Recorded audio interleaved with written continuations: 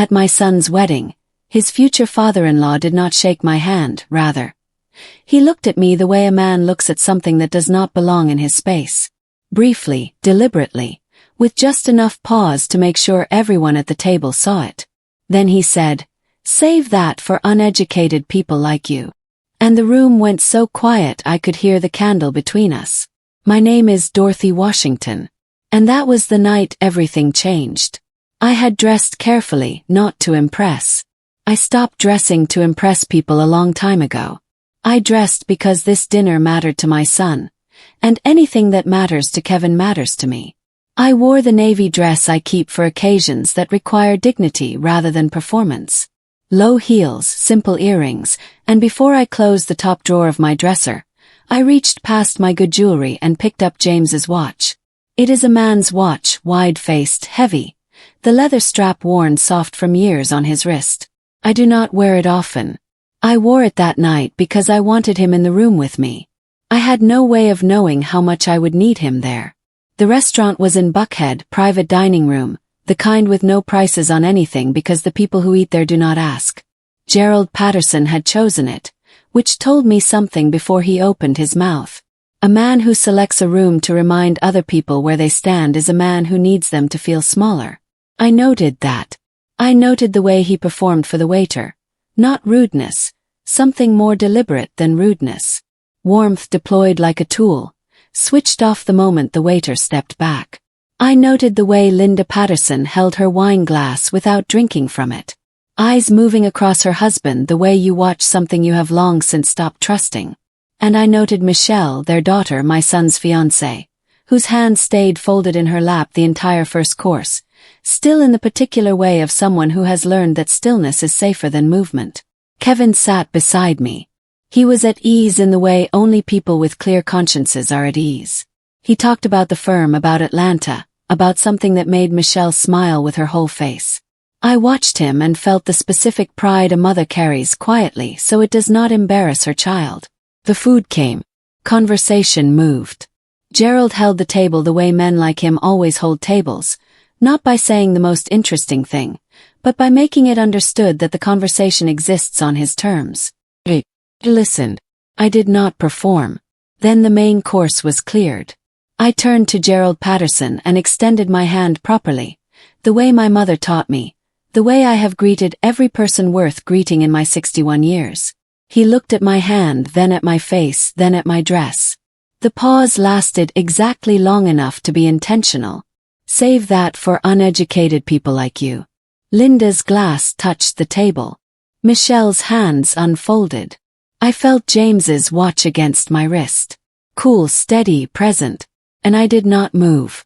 I did not pull my hand back. I held it there one full breath longer before I lowered it myself. Then Kevin stood up. His chair did not scrape. He rose the way his father used to rise, unhurried, completely certain, and his hand closed around my arm just above the elbow. He looked at Gerald Patterson across that candlelit table and said something in a register I had never heard from my son before. Not anger, something older than anger. Something that knew exactly what it was saying. Kevin did not raise his voice. That was the thing that stayed with me the whole drive home. Not the words themselves, but the complete absence of heat behind them. He looked at Gerald Patterson across that table and said, "You have just made the biggest mistake of your life, Mr. Patterson." Then he picked up my coat from the back of my chair, placed it around my shoulders, and walked me out of that room like we had simply finished our meal. Nobody followed us. The drive back through Atlanta was almost silent. I watched the city through the passenger window, Buckhead giving way to the quieter streets I have known for 30 years. And I did not ask Kevin to explain himself. There was nothing to explain. What he said was not a threat. It was a fact delivered to a man who did not yet have the information to understand it. That distinction mattered. Kevin drove the way James used to drive. Both hands unhurried, eyes forward. He did not check on me. He did not ask if I was all right. He understood that I was not all right and that asking would have made it smaller than it was. That is his father in him. That has always been his father in him.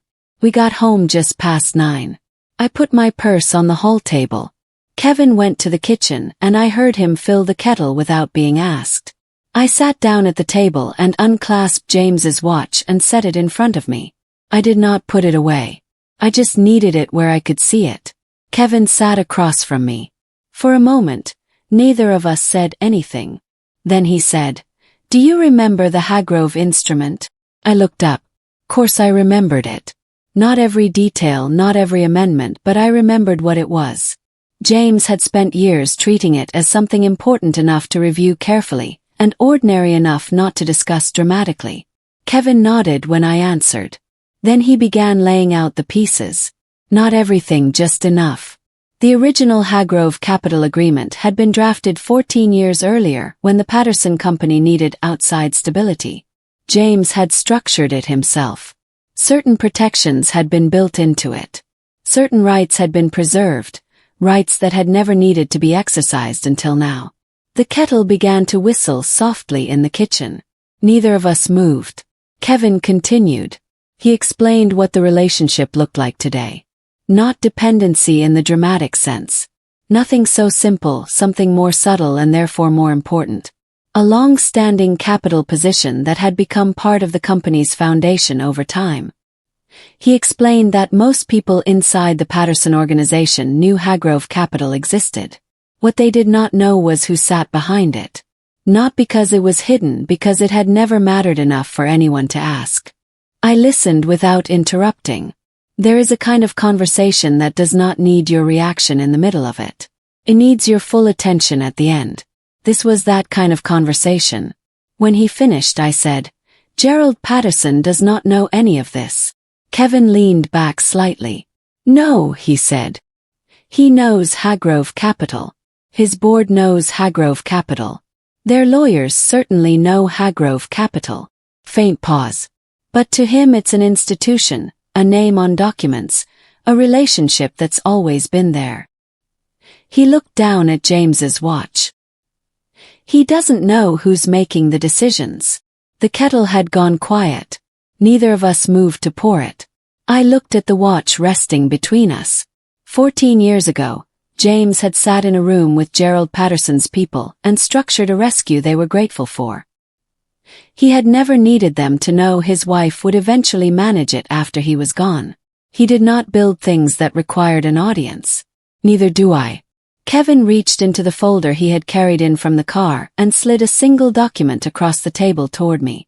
The original instrument. My name was not on it. James's trust was, but every decision made against it for the past 6 years had been mine. He said, "The decision is yours alone, Mama. I will not raise it again unless you do." He left the document on the table and got up to pour the tea. Kevin left just after 10. I heard his car back out of the driveway, and then there was nothing but the house, the particular quiet of a home that has held one person for several years and learned to settle around her. I did not move the document from the table. I changed out of my good dress, hung it carefully, and came back downstairs in my house coat. I poured the tea Kevin had made and sat back down in the same chair. Then I pulled the document toward me and began to read it the way you read something you already know. Not for information but for confirmation of what you are about to do with it. James drafted the Hargrove instrument 14 years ago when the Patterson Company was in genuine trouble. A restructuring had failed. 2 institutional lenders had pulled back within the same quarter. Gerald Patterson's people came to James quietly, the way people only come to you when they have already exhausted the options they preferred. James structured the entry as a rescue. Patient capital, long horizon, covenant protections that were generous enough to make the deal attractive and precise enough to make certain they could never be ignored. He was not trying to trap anyone. He was trying to build something that would last. That was how James did everything. The covenant breach clause was on page 11. I have read it enough times that I could find it with my eyes half closed. It was written in plain language because James did not trust agreements that hid their meaning in complexity. If the company materially misrepresented its governance, its capital structure, or its treatment of investor interests, in any form, in any setting, the managing partner of Hargrove Capital held the right to initiate a full withdrawal on 90 days' notice. Clean, legal, unambiguous. I turned to the amendment page at the back. 4 years ago, the Patterson Company had attempted a quiet restructuring, a refinancing arrangement that would have effectively subordinated the Hagrove position without triggering a formal consent requirement. Their counsel had been careful. Most people reviewing it would have missed what it did. I had not missed it. I had sat at this same kitchen table with the original instrument and the proposed amendment side by side, and I had found the clause they were working around. I sent a single letter through a registered agent. The restructuring did not proceed. That decision had been mine, not James's direction, not a lawyer's advice. I set the document down and held my tea with both hands. The word came back to me the way it had been coming back all evening. Not loudly, just steadily. The way water finds the same low point no matter how many times you redirect it. Uneducated. Gerald Patterson had looked at my dress and my extended hand and my 61 years, and he had reached for the word he believed would be most reducing.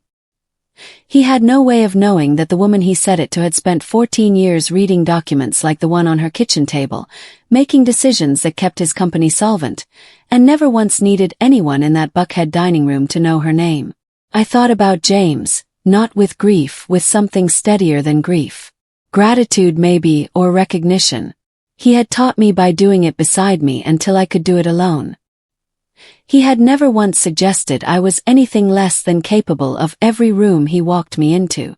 I sat with that for a long time. Then my phone moved on the table. I looked at the screen. The name stopped me completely. Not because I expected hostility, but because I did not expect this at all. Michelle Patterson. I let it ring once more. Then I answered. Her voice was careful, controlled, the voice of someone who had rehearsed the first sentence. She was not calling to apologize for her father. She asked if she could come over. She arrived at 10 the following morning in a car she parked 2 houses down, which told me something before she knocked. A woman who parks 2 houses down is a woman who is not certain she should be here at all and came anyway. I opened the door before she knocked twice. She was dressed plainly, no jewelry, hair pulled back. She looked like her mother around the eyes and nothing like her mother anywhere else. I stepped back and let her in. She sat on the edge of the sofa, the way people sit when they are not planning to stay long and then end up staying. I brought 2 cups of coffee she did not ask for, and set one in front of her. She wrapped both hands around it and looked at the table for a moment before she looked at me. She said, "I'm not here to explain him." I said, "I know." What Michelle told me over the next 40 minutes was not a confession and not a defense. It was a pattern delivered in the flat, precise tone of someone who has had years to observe something, and no safe place to say it out loud until now. Gerald Patterson had built his career on a specific technique. In any room where he felt his position needed reinforcing, he identified the person least likely to retaliate and diminish them publicly, cleanly, with just enough social cover that it read as candor rather than cruelty. It made the room recalibrate around him. It made any response from the diminished party look like wounded pride. He had done it in boardrooms to junior partners. He had done it at charity tables to people who needed his endorsement. He had done it at family gatherings to anyone Michelle brought home who did not arrive with the right credentials visible. It had always worked because the people he chose were either too exposed to move against him or too proud to move quietly. Michelle said he picked you because you came in a navy dress with no introduction. He didn't know anything about you except what you looked like across that table. He paused. He never does the work of finding out first. He just decides. I listened to all of it without offering her anything in return. No reassurance, no shared outrage, no performance of being moved. I was moved. But Michelle had not come here for my reaction. She had come here because she needed to say it to the person it was said about, and that required a witness who would simply receive it. When she finished, she sat with her coffee, which had gone cold. She did not ask me what I was going to do.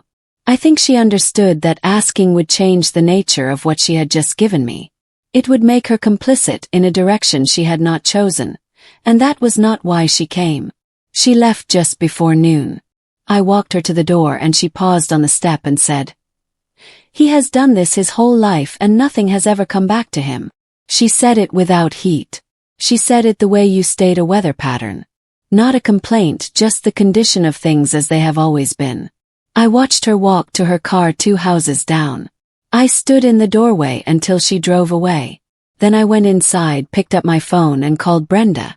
Brenda answered on the second ring. I told her one sentence. I told her that I wanted to begin the formal withdrawal process on the Hargrove Capital position in the Patterson Company. The line was quiet long enough that I checked the phone to confirm she was still there. Then Brenda said, "How far do you want to take it?" Brenda's office is on the 14th floor of a building on Peachtree that has no signage on the door, just a suite number and a small brass plate with a Hargrove name that most people walk past without registering. I've been coming here for 6 years. The receptionist knows my coffee order. The chair across from Brenda's desk holds the shape of a person who has sat in it many times making decisions that required a room with no audience. I arrived at 7:45. Brenda was already at her desk. She had 2 legal pads, the original instrument, and a second folder she had prepared the night before without being asked. I looked at the folder. I did not ask her when she had found time to put it together because the answer did not matter. What mattered was that she had understood from one sentence on a phone call the previous afternoon exactly where this was going and what it would require. That is what 14 years of working together produces. Not loyalty as sentiment, loyalty as precision. I sat down. She opened the folder. We worked for just over an hour. Not in the language of grievance, not in the language of retaliation, but in the language of contractual execution. The covenant breach clause was clear. The withdrawal right was clean. The 90-day notice period was unambiguous. Brenda walked me through the current position one final time. The Patterson Company was not collapsing. That mattered.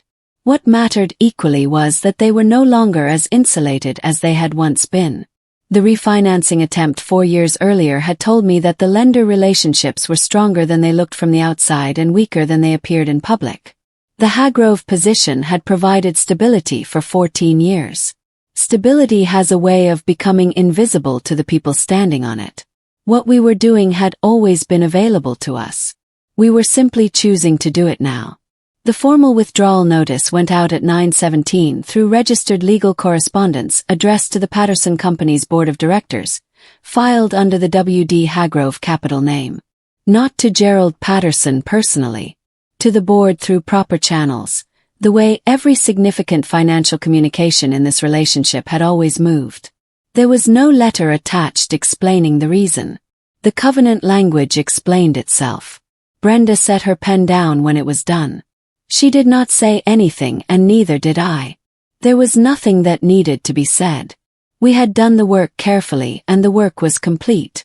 I drove home just after 9:30 through morning traffic that had thinned to the steady mid-morning pace of a city that has already sent its urgency out into the world. I changed clothes, made a proper lunch, not something quick, something that required attention because I needed my hands occupied and my mind level. I ate at the kitchen table where 2 nights ago Kevin had slid a document toward me and told me the decision was mine. In the afternoon I watched the news, not for distraction. I watched it the way I watch most things, carefully, with the sound of something else running underneath. I did not check my phone. I was not anxious. I was waiting in the specific way of someone who has already done everything that needed doing and understands that what comes next is simply time moving at its own pace. The Patterson Company's board would receive the correspondence today. Their legal team would review it today or tomorrow. Then it would go to their primary lender because that was the sequence the covenant structure required. The lender would look at what the withdrawal triggered. Then the calls would begin. I knew the shape of what was coming. I just did not know its timing. I turned off the television at 6, made tea, sat by the window while the Atlanta evening came in low and orange over the rooftops. At 8:14 my phone lit up on the side table. Text from Brenda. 4 words and a period. First call came in. I read it twice. Then the second message arrived beneath it 3 seconds later. They don't know the name yet. I set the phone face down on the side table and finished my tea. 3 days after the notice went out, Brenda called me at 8 in the morning while I was deadheading the roses along my back fence. I tucked the phone against my shoulder and kept working while she talked. The Patterson Company's primary lender had flagged the withdrawal within 48 hours. The covenant clause had done exactly what James designed it to do. It had not merely announced a departure. It had triggered a review condition that the lender was now contractually required to act on. Their auditors had been called in. The board had convened informally, which meant without Gerald present, which meant they were already separating their exposure from his. Gerald was making calls. Brenda had this from two directions. Their legal correspondence had begun arriving with a new urgency in its language, and a contact in the building that housed their primary counsel had noted the volume of activity coming out of that office. He was calling lawyers. He was calling contacts. He was pulling at every thread he could find attached to the name Hagrove Capital, looking for a face. He had not found one. I finished the roses and went inside to wash my hands. The days that followed had the same shape as any other week from the outside. I attended my garden club on Wednesday morning. 6 women in a neighbor's sunroom with coffee and a disagreement about the fall planting schedule that had been running pleasantly for 3 years. I had lunch with a friend on Thursday. I came home each afternoon and read. I did not discuss Hagrove Capital in any room that was not Brenda's office. I did not discuss it with Kevin, who had kept his word and not raised it since the kitchen table. I did not discuss it at all. What I was doing was not silence born of secrecy. It was silence born of understanding that a thing moving correctly does not need to be narrated. On Friday afternoon, Brenda mentioned Harrison. He was a board member, had been for 11 years, and he had known James in the way that men who move in serious financial circles know each other. Not closely, but with the particular mutual respect of people who have watched each other work from a distance and formed a quiet opinion. Harrison had been asking through careful channels which legal firm represented the Hagrove Capital position. He was not asking on Gerald's behalf. Brenda was certain of that. He was asking for himself, trying to understand the shape of what had entered the room before he decided how to position himself relative to it. I noted that and said nothing beyond noting it. That evening I made dinner, ate at the kitchen table, and read until 10. My phone stayed quiet. I had learned in the years since James died that most situations resolve themselves more cleanly when you give them the space to develop without interference. You do the correct thing through the correct channels, and then you wait with your hands open rather than reaching. Saturday morning Brenda called again. Her voice had a different quality than the Friday calls. Not alarmed, but precise in the way she gets precise when something requires my full attention rather than my general awareness. She said Gerald had hired an investigator, not a law firm making formal inquiries, a private investigator tasked specifically with tracing the Hagrove holding structure back to a human name and a physical address. She said, "He is moving faster than I expected." I looked out the kitchen window at the roses I had trimmed 3 days ago, already reaching again. I said, "How long do we have before the structure becomes difficult to hold?" Brenda answered my question from Saturday with a meeting on Monday. Same office, same chair, same brass plate on the door that nobody reads. She laid out what the investigator would find when he traced the Hagrove structure, and she did it the way she does everything, without drama, in sequence, so I could see the shape of it clearly. A Delaware LLC registered 14 years ago. Managing member listed as a trust administrator whose name appears in no public record connected to Atlanta or to the Washington family. Registered agent address on a legal services street in Wilmington that handles hundreds of similar entities. The trail was clean because James had built it clean, not to hide, but because he understood that privacy and secrecy are different things, and only one of them requires a guilty conscience. The investigator would find the wall. He would know there was a wall. He would not get through it.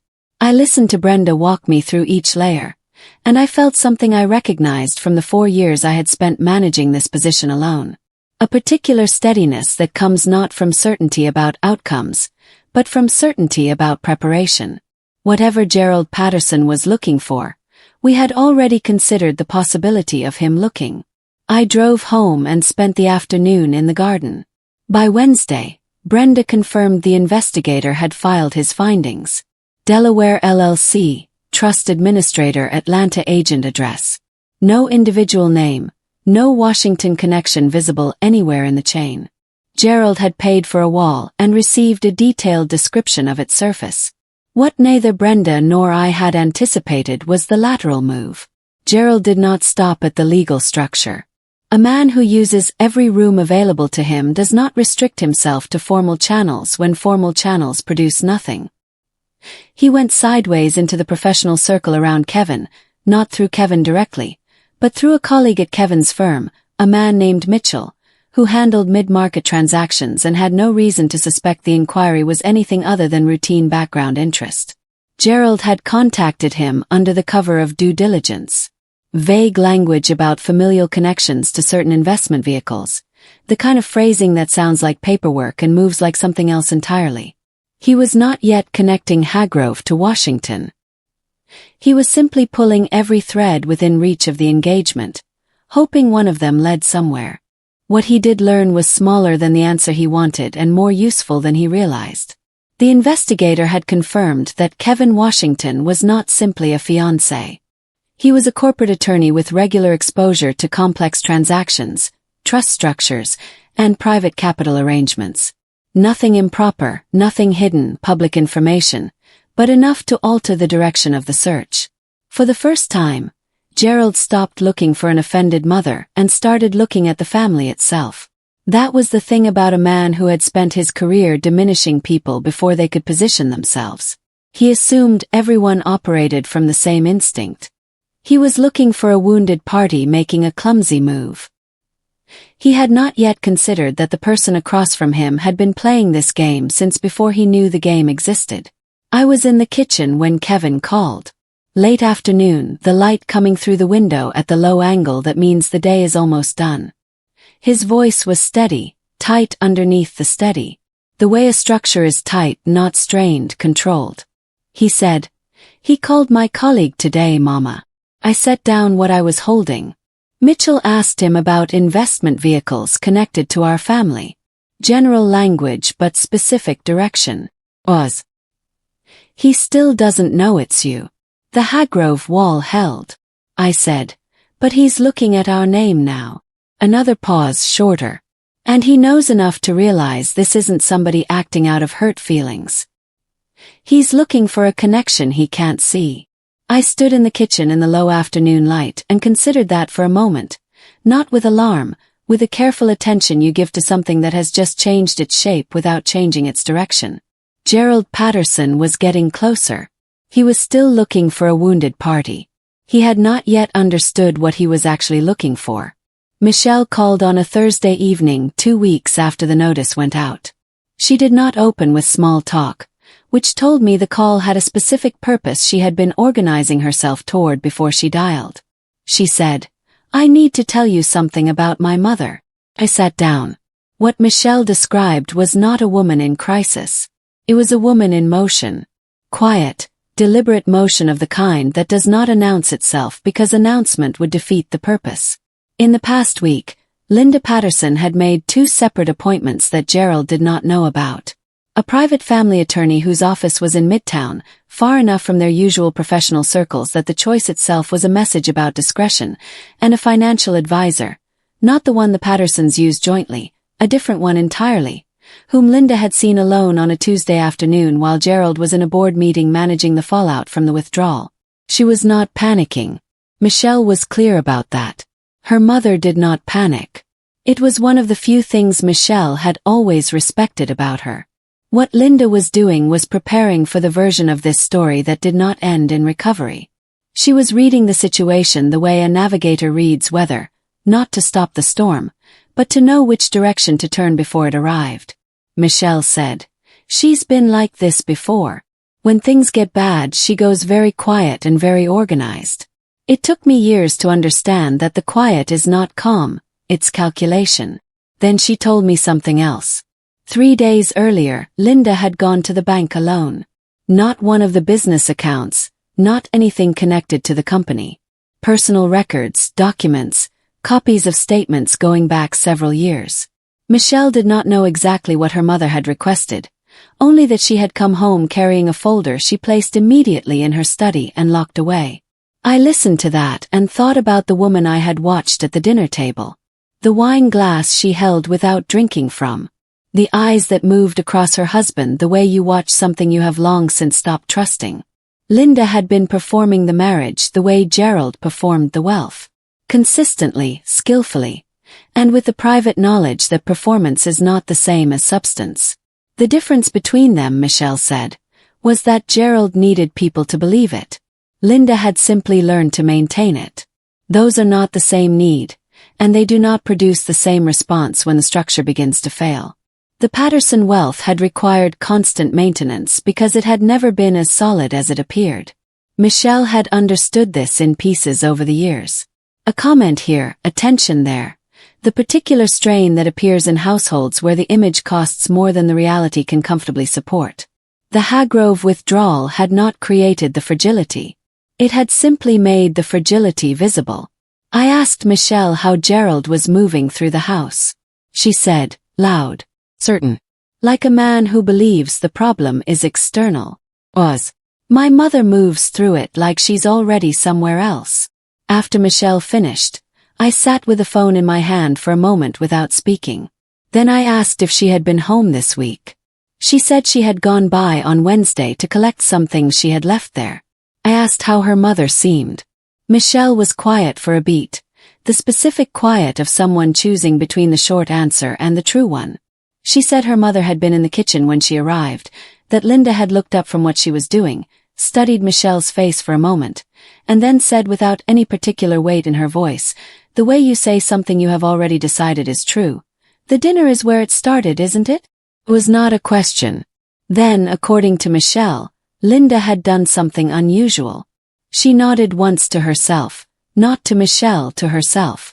As though a calculation she had been working through privately had finally produced an answer. I held the phone against my ear and did not respond immediately. Outside the window, Atlanta had gone dark and quiet. Linda Patterson had not found the name, but she had found the origin. And in my experience, a woman who finds the origin is usually much closer to the truth than anyone around her realizes. Brenda called on a Friday morning while I was at my kitchen table with coffee and the newspaper. I still have it delivered because James started the subscription 30 years ago and I have never seen a reason to stop it. She said, Harrison called the office yesterday afternoon. I set the newspaper down. Harrison had not called Gerald after the emergency board session. He had called Brenda's office, the registered legal contact for Hargrove Capital, the number that appears on the original instrument under correspondence protocol. He had the number because the instrument required one party to have it. He had apparently kept it for 11 years without using it, which told me something about the kind of man he was. Someone who files information carefully and retrieves it only when the moment justifies the reach. Brenda said the board had convened 3 days prior. The Hargrove withdrawal had triggered a liquidity review that the board could not defer or manage quietly. The covenant clause had done what James designed it to do. It had not merely removed capital. It had restructured the company's entire risk position in the eyes of every financial relationship they held. The board was now formally exploring a sale of 70% of the company to a qualified buyer. Not because they wanted to, because the alternative was a controlled collapse that would cost everyone at that table significantly more than a structured sale would. Harrison had called Brenda's office and asked for the registered representative of the Hargrove Capital position. When Brenda identified herself, he had been careful, not evasive, careful. There is a difference. He had said, without saying anything that crossed a line, that the board was open to a structured acquisition discussion with the right party. He had used the word qualified twice. He had not asked who was behind Hargrove. He had simply opened a door and described its dimensions. Brenda had thanked him, confirmed receipt of his communication, and told him she would convey the board's position to her principal. She delivered all of this to me in 4 minutes. Then she stopped and waited. I looked out the kitchen window.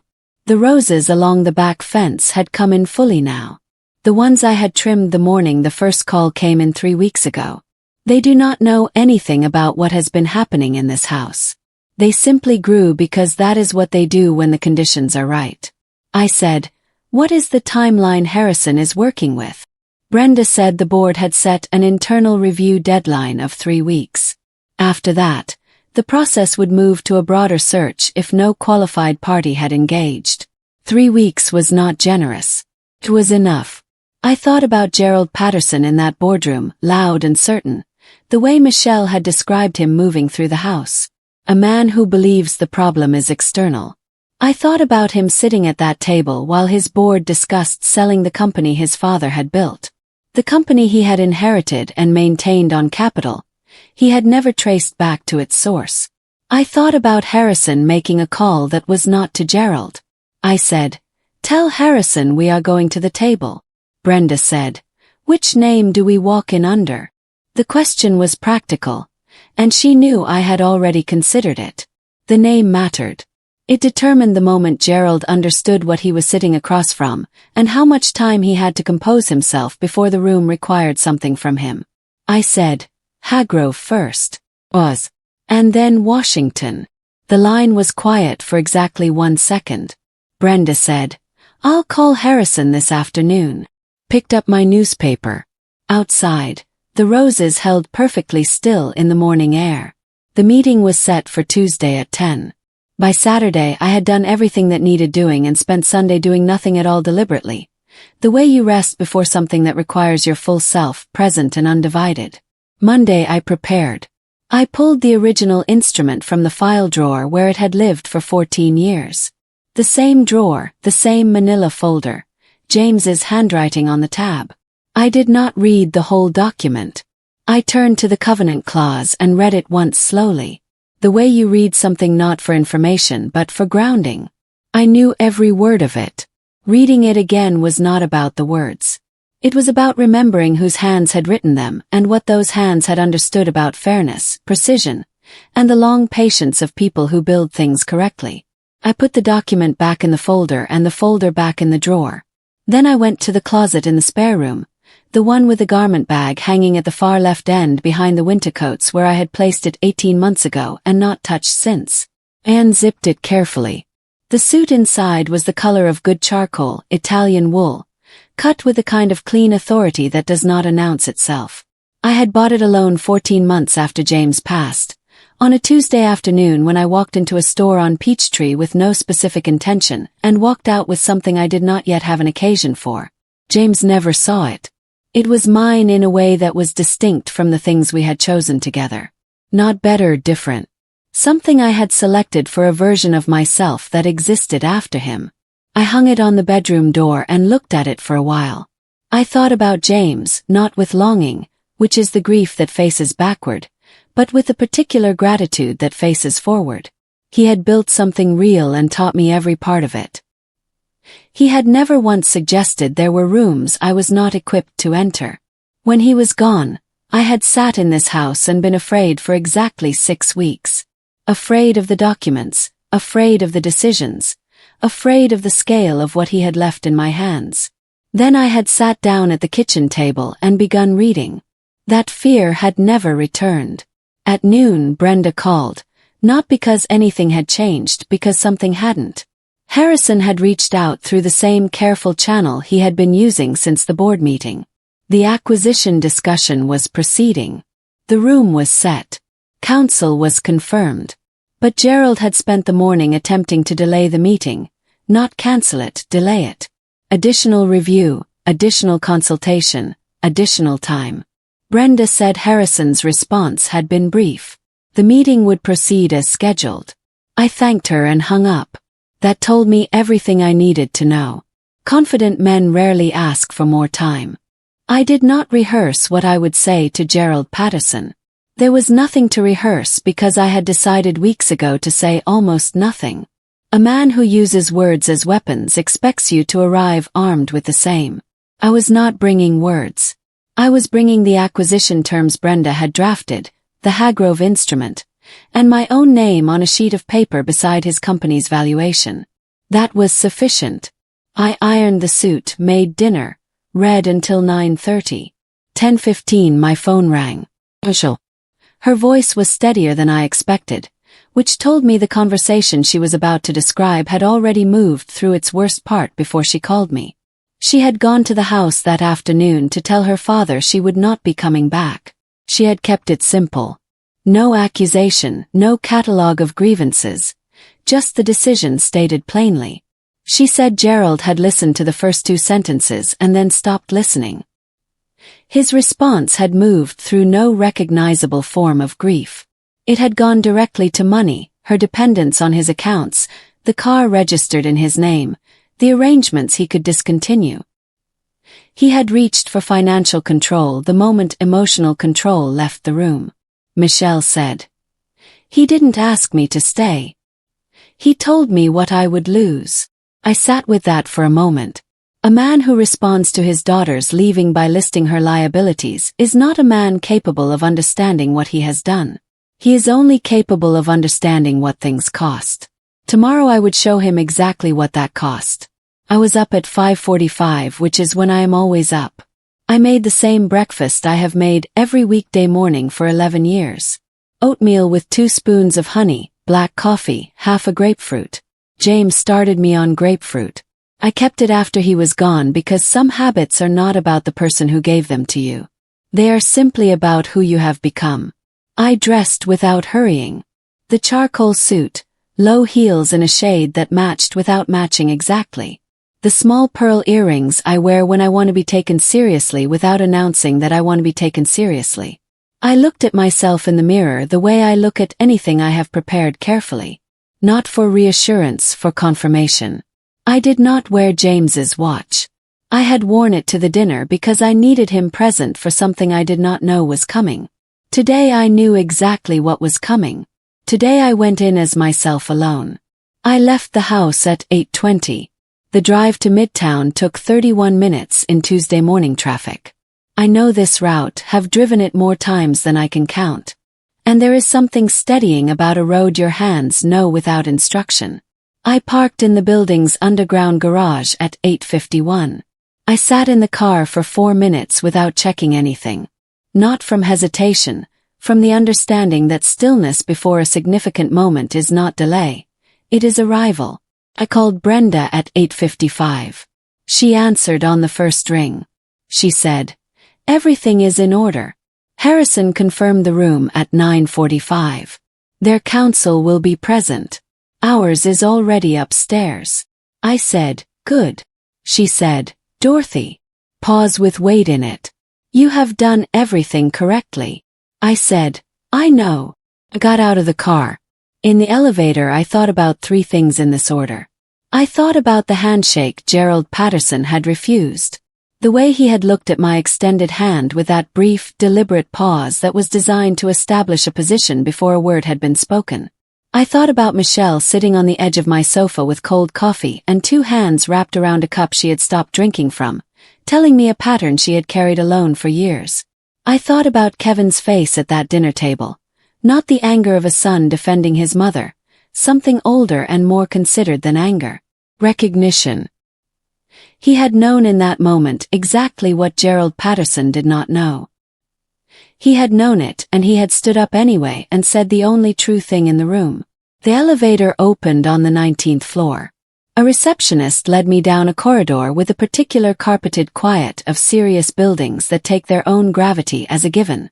She stopped at a set of double doors and opened the right one. I walked in. The room was long, well lit.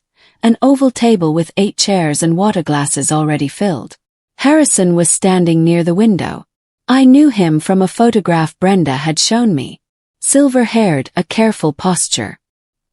He nodded when I entered with the specific nod of a man acknowledging someone he has been expecting. Brenda's legal team was already seated on the left side. And at the far end of the table, already in his chair, already arranged in the posture of a man who arrives early to establish ownership of a room, Gerald Patterson looked up.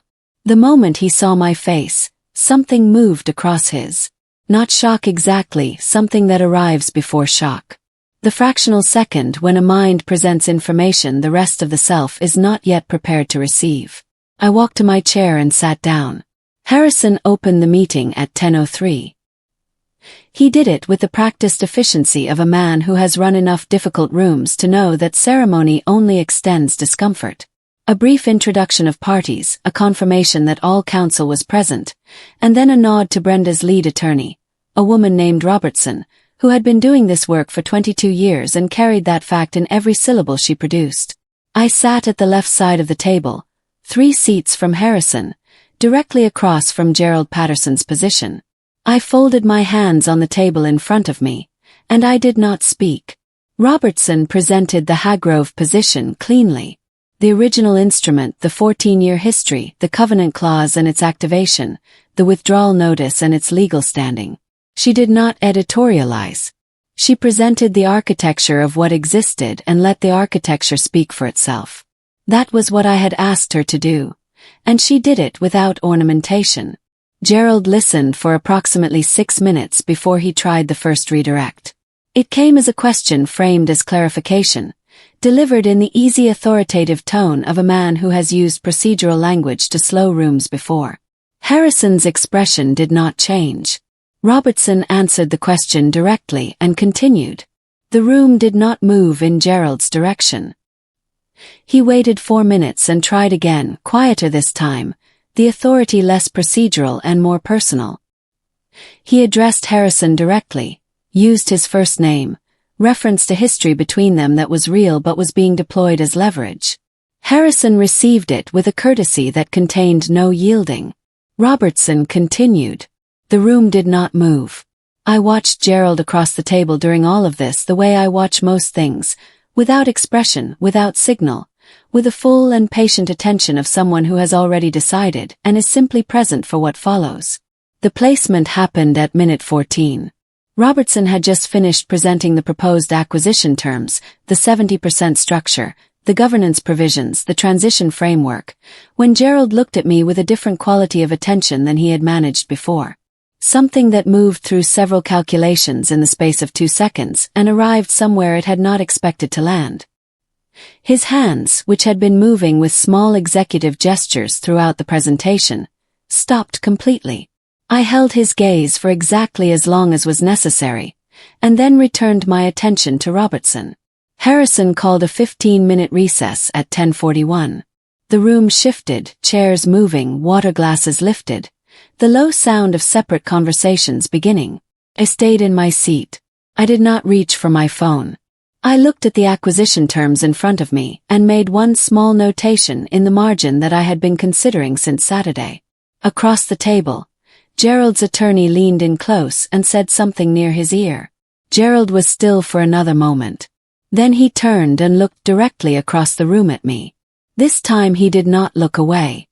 Gerald's attorney crossed the room during the recess and asked with careful professional courtesy whether I would be willing to speak privately with his client before the meeting reconvened.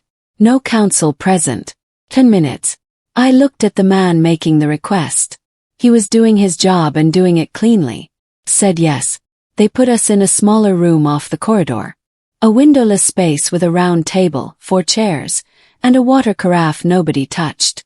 Gerald came in and closed the door himself. He sat across from me and took a moment before he began, which I noted.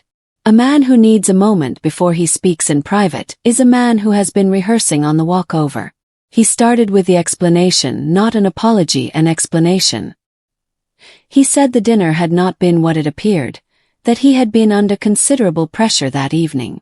Board matters, lender concerns, problems that had already begun moving through the company before anyone at that table knew they existed. He said he had not been at his best. I listened without expression. He said the comment had come out wrong. Not that it was wrong that it had come out wrong. There is a difference. Then he told me he came from a family that placed a great deal of importance on social signals and presentation. He said that sometimes he made assumptions too quickly, that he had spent most of his life reading rooms and making decisions in seconds, and that occasionally those judgments were imperfect. I listened to that too. He shifted in his chair. For the first time since he entered the room, I saw something I had not seen at the dinner table. Uncertainty. Not remorse, not humility. Uncertainty. The kind that arrives when a man discovers the room is operating according to rules he does not control. He looked down at the table, then back at me. I shouldn't have said it. There it was. The closest thing to ownership he had managed so far. Not because he suddenly understood what the words meant, because he finally understood what they had caused. He rubbed a thumb along the edge of the table. I was wrong about you. That sentence took more effort than the others. I could tell, not because it was sincere, because it forced him to acknowledge an error in judgment. For a man like Gerald Patterson, that was expensive. Then he arrived at the apology. The word sorry appeared twice, carefully placed, buffered by explanations and context and references to pressure. It was still the apology of a man trying to preserve as much of himself as possible while standing in a room where preservation was becoming difficult. There was no accountability in it. There was the shape of accountability, the outline, nothing more. When he finished, I let the silence sit for 4 full seconds. Then I opened the folder in front of me and placed the acquisition terms on the table between us. I walked him through each provision. The 70% structure, the governance framework, the transition terms, the valuation basis. My voice was even throughout. Not cold, not warm, simply precise. The terms were fair. Not generous, not punitive. Fair in the complete, unambiguous way that leaves no room for negotiation because there is nothing to negotiate against. A man expecting retaliation has a response prepared for retaliation. A man expecting capitulation has a response prepared for that too. Fairness of this quality leaves a man with nothing to push against. He read through them twice.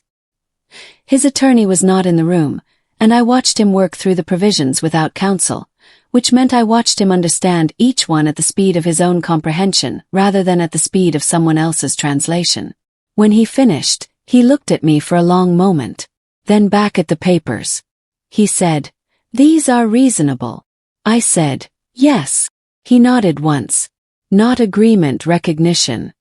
He said, "I'll confirm with my team after the recess." I said, "That's fine."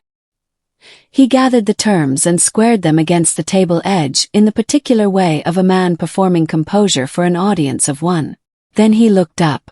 He said, "Michelle, is there anything you can?" He stopped, restarted. "She won't take my calls." I looked at him across that small table in that windowless room. I said, "Michelle is not mine to speak for." He waited for more. There was no more. That was the complete answer. And something in its completeness told him that his daughter had not come to me as a casualty seeking shelter. She had come as a woman making a decision. The color in his face shifted in a way that had nothing to do with the acquisition. Kevin called on a Wednesday evening, 4 days after the acquisition meeting. I was in the kitchen finishing dinner when the phone rang and his voice came through with a particular quality it carries when he is delivering something he has been holding carefully, not protecting me from it, protecting the weight of it until the right moment. He said, "Michelle wanted you to know some things. She asked me to tell you." I turned the stove down and sat. She was still marrying him. That was the first thing he said. And he said it without preamble because he understood I would want the foundation before the details. The date they had chosen was still the date. Nothing about the acquisition, nothing about the preceding weeks had moved that. What had moved was everything else. Michelle had gone to her mother the previous Friday, not to the house, to a coffee shop in Virginia Highland that Linda had suggested, which told its own story about how the geography of that family was quietly redrawing itself. She had told Linda that she loved her and that love was not the question. The question was whether she could continue presenting herself at a table where what had happened at that dinner was treated as a matter of no lasting consequence. She had not issued conditions. She had not constructed an ultimatum with deadlines and consequences attached. She had simply told Linda the truth of where she stood and left it there for her mother to hold. With Gerald, she had done something quieter still. She had stopped explaining her choices to him, stopped translating herself into a language she thought he might accept, stopped waiting at a door that opened only from his side. Kevin said she had described it as setting something down rather than walking away. A distinction that sounded small and was not small at all. The gallery showing was Thursday. Her own work, pieces she had been building across 2 years in a rented studio she paid for herself, shown in a small space in Inman Park that a friend managed. No family money in any part of it. The announcement had gone out to a modest list and she had not sent it to her parents. Then Kevin told me something else. Linda had asked for the gallery address. Not from Michelle, from him. The request had come quietly the day before. No explanation attached, no discussion. Just the address written down and a thank you afterward. Kevin said, "I don't think she's told Gerald." I sat with that for a moment, not because it was dramatic, because it wasn't. A woman who spends years maintaining a structure often announces nothing when she finally begins stepping outside it. She simply starts making choices that no longer require permission. Kevin said, "She's not angry, Mama. She's just done negotiating with herself." I sat with that for a long time after we hung up. I thought about what it costs a person to reach that place. Not the dramatic rupture that looks like strength from the outside, but the quiet internal work of stopping the negotiation that has been running underneath everything for years. The negotiation that says, perhaps if I present this differently, perhaps if I wait a little longer, perhaps if I reduce myself to the size that fits the space they've left for me. Michelle had been running that negotiation since long before the dinner. The dinner had simply made the cost of continuing it visible enough that she could no longer pretend not to see it. I understood that particular arithmetic. I had done my own version of it once in the 6 weeks after James died, when I sat in this house afraid of the documents in his file drawer. The moment I stopped negotiating with my own fear and simply opened the drawer, that was the moment the rest became possible. Michelle had opened the drawer. I was still sitting with that thought when my phone rang again. Not Kevin. A number I recognized but had not expected. Not in this context, at this hour, in this chapter of things. Linda Patterson answered. Her voice was composed in the way it is composed when composure is load-bearing rather than decorative. She said she was not calling about the acquisition. She said she was not calling about Gerald. Then she told me she had found something among her late father-in-law's papers 3 nights earlier. Something he had kept for 14 years and never thrown away. Letter. Not a business document, not a financial record. A letter written by Gerald's father after one of the last serious disagreements they ever had. Linda said she found it folded inside a box of estate records and personal correspondence that had been stored untouched since his death. She almost set it aside with the rest. Then she read it. The letter was not about money. It was about character. According to Linda, her father-in-law had written that he was increasingly concerned by a habit he saw developing in his son. Not a business habit, a personal one. The habit of deciding a person's worth before learning who they were. The habit of treating people differently depending on what he believed they could do for him. The habit of mistaking status for substance. Linda said there were examples throughout the letter. Employees, business associates, family, friends. The details were old, but the pattern was familiar enough that she had to stop reading twice. Then she went quiet. Waited. Finally, she said there was one sentence he underlined. "I did not speak," she said. He wrote, "One day you'll underestimate the wrong person, and it will cost you something money can't repair." The kitchen seemed very still around me. Neither of us spoke for several seconds. Then Linda said something else, something that settled into place so neatly it felt less like a revelation and more like the answer to a question that had been waiting for years. She said, "When he spoke to you that night, Dorothy, I thought I was watching my husband." After I read that letter, I realized I was watching a warning his father gave him a long time ago.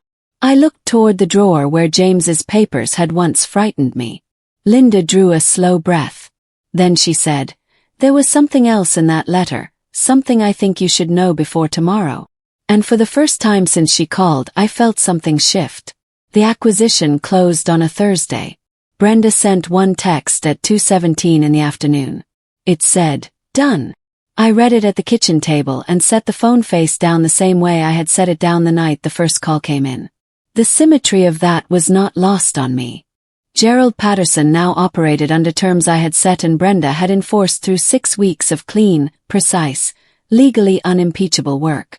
The company would continue, restructured, stabilized, carrying new governance provisions that meant the next decision of consequence would require more than one man's certainty to execute. The Pattersons would continue in whatever form their marriage and their family were currently negotiating between themselves. Linda's call the previous week had told me enough about that direction to understand it was already decided, even if not yet announced. The morning after that call, She had sent me a copy of the letter. I read it once, then again. It was exactly what she said. It was a father trying to warn a son. Not about business, not about money, about character. The final paragraph stayed with me longest. Her father-in-law had written that success had convinced Gerald he could judge people quickly, that he had begun confusing position with worth, that one day he would underestimate somebody whose value could not be measured by the things he usually measured.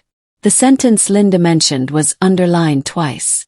One day you'll underestimate the wrong person, and it will cost you something money can't repair.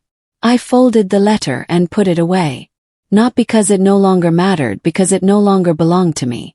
The lesson in it had already completed its work. I did not feel triumph. I want to be precise about that because triumph is loud and what I felt was not loud. It was the specific quiet of a thing resolved. The same quiet that follows any long piece of work done correctly. When the last document is filed and the last signature is in place and what remains is simply the truth of what was built. I went upstairs and opened the closet. Not the spare room with the charcoal suit. My own closet. The door I open every morning. I took the navy dress from its hanger. The good dress. The one I had worn to a dinner in Buckhead 6 weeks ago with James's watch on my wrist and no knowledge of what the evening would cost. I laid it on the bed and looked at it for a moment. Then I put it on. I did not wear the watch. I had worn it that night for James. Tonight I was going somewhere. He would have simply smiled about quietly without making it large. And I did not need to carry him there. He was already in everything the evening represented. The gallery was in Inman Park, a narrow converted space on a street where the old Atlanta and the new Atlanta had reached a comfortable arrangement. I arrived just after 7. The room was modest and warm, perhaps 40 people, good light, the low sound of genuine conversation rather than performed appreciation. Michelle's work covered 3 walls. I had not seen it before and I stood in the entrance for a moment taking in the room before I moved. Near the center of the room I spotted Linda. She saw me at nearly the same moment. Neither of us crossed immediately. She simply gave a small nod. Not dramatic, not secretive. The kind of acknowledgement exchanged between 2 women who understood something important had ended and something else had begun. I returned the nod and continued walking. I found the painting near the back left wall. Large, abstract, built in layers of gray and deep blue with a quality of stillness at its center that reminded me of something I could not immediately name. I stood in front of it for a long time, long enough that the room moved around me and I did not move with it. I thought about the word uneducated. I thought about page 11 of an instrument I could recite from memory. I thought about a restructuring attempt. I had stopped alone at a kitchen table with no counsel and no credential and nothing but 14 years of careful attention to what I had been taught by a man who never once suggested I was not equal to any document he placed in front of me. I thought about 6 weeks of precise, quiet, legally grounded work that had rearranged the architecture of a company whose owner did not know my name until the moment it mattered most. Gerald Patterson had reached for the most reducing word he knew.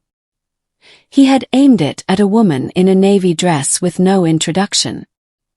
He had not known, could not have known, that the woman he said it to had been the most important person in his company's story for 14 years. A woman appeared beside me.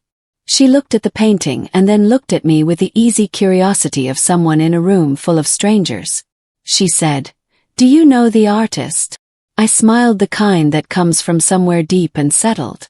I said, "She is about to be my daughter-in-law." Then I offered my hand. The woman took it immediately, warmly, naturally, the way decent people do. "My name is Dorothy Washington," I said.